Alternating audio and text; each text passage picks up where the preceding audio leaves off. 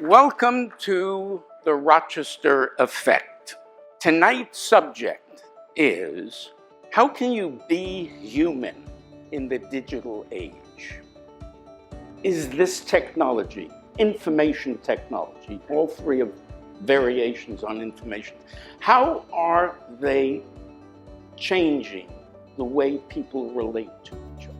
So instead of seeing patients in hospital gowns and sterile clinics on the 5th floor at the University of Rochester, I see people in their homes.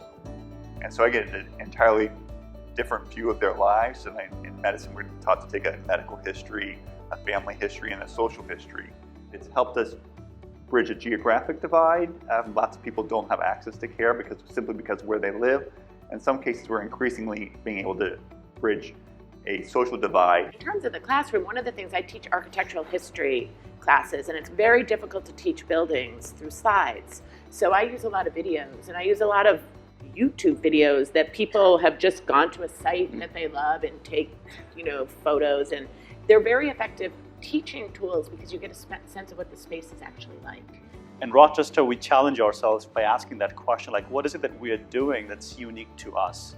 And the narrative that we came up with is that improving the health and well-being of the region using computation as a lens, while being surrounded by folks like Joan, who are asking the right ethical questions and challenging us on the implications of our innovation as well as the impact.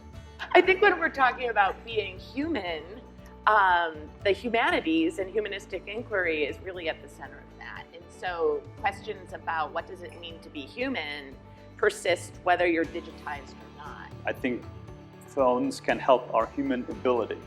Some of the innate things that we want to do is be more creative, tell a better story, be able to empathize with others. These are human skills. Can a phone help you do that? I'd like you, on your way home or now or tomorrow, give some thought to how this Rochester effect has affected your life.